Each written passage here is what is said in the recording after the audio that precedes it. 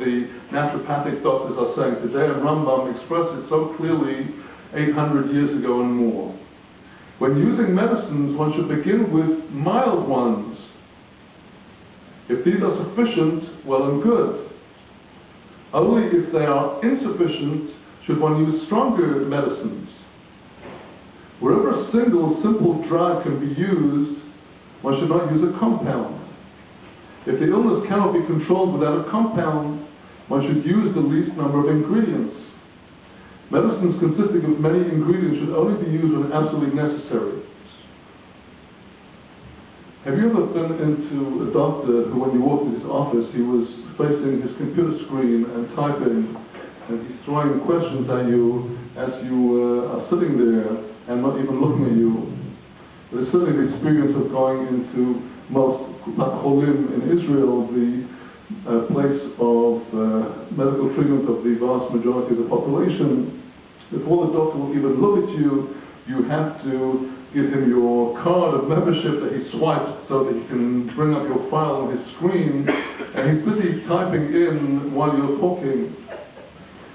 Well, now, here's what Rambam says about bedside manner of the doctor. One should never forget to strengthen the patient's physical vitality with nourishing food, and to strengthen his spiritual powers with fragrant odors, with music, by telling him happy stories that expand the heart, and by distracting his mind with the things that make him and his friends laugh. The people chosen to take care of him should be those who know how to cheer him up. And then he continues, the physician should make every effort to see that everyone, sick and healthy alike, should always be cheerful. If that reminds you of Rabbi Nachman of Breslov, I think we have the same idea of always be simcha. Again, the physician should make every effort to see that everyone, sick and healthy alike, should always be cheerful. With Prozac? I don't know, I don't think so. And he should seek to relieve them of the spiritual and psychological forces that cause anxiety. This is something that doctors do when a patient arrives in the throes of a heart attack in the emergency room. Does the doctor who treats him the days or weeks afterwards talk to him about his anxiety, about his business, his problems in his married life, and all the other things that have led into this? Rambam says the physician should seek to relieve them of the spiritual and psychological forces that cause anxiety. This is the first principle in curing any patient, especially if his illness is bound up with his mind and emotions, as in the case of those who are gloomy and depressed. In all such cases, the physician should do nothing before improving their state of mind. The physician should not think that he can alter these emotions through his medical knowledge and expertise. This can be achieved only through moral guidance and the religious teachings we have received from the prophets. And here we have Maimonides' holistic medicine that addresses the soul and the mind and the heart just as much as he addresses in so much detail the body, nutrition, exercise. If we come to exercise, I'd like to quote you from the words that Rambam wrote to the Sultan. What kind of exercise? The Rambam writes, not every bodily movement is exercise. Exercise is defined as any form of movement, whether vigorous, gentle, or a combination of both, that involves some effort and causes an increase in one's breathing rate. It involves some effort and it causes an increase in one's breathing rate.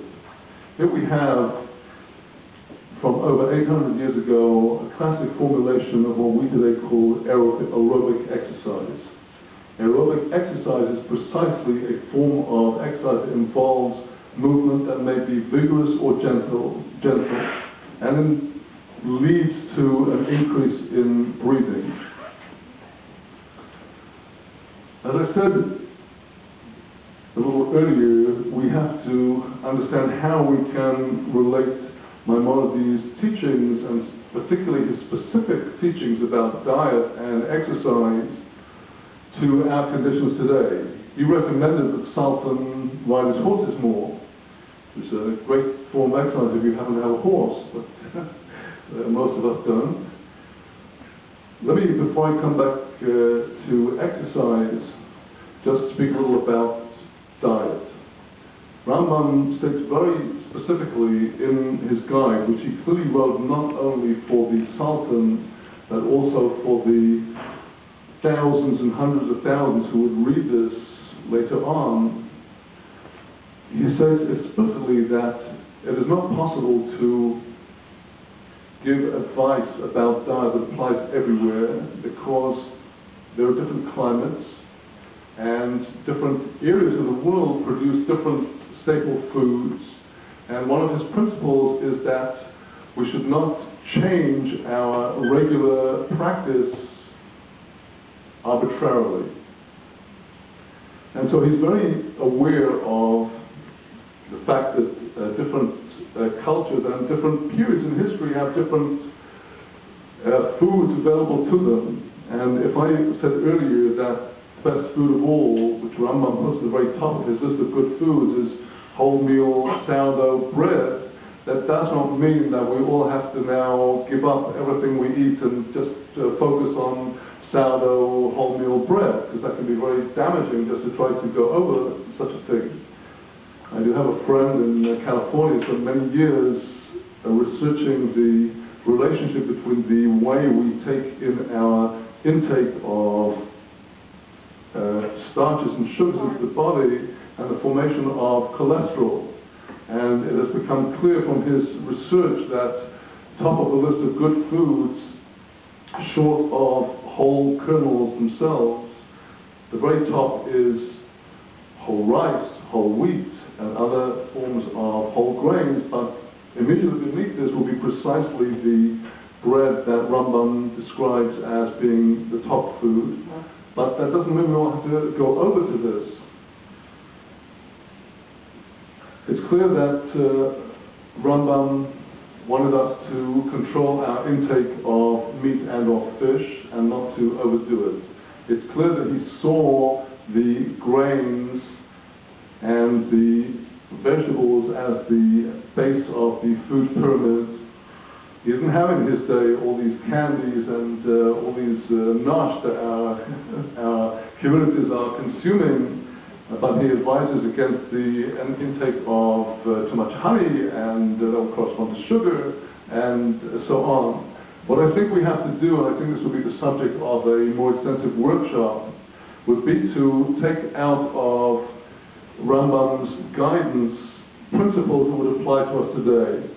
And my own conclusion is that if we will use the expression macrobiotic in a very liberal way, we will have something that, in the present gamut of our world, corresponds to the kind of diet that Rambam is recommending. The macrobiotic diet tries to focus on taking less foods that are very high energy and more foods such as grains and vegetables that provide energy to the body in a steady way, and to keep the different foods in balance. And this is something that seems to me personally to come out of Rambam's guidance.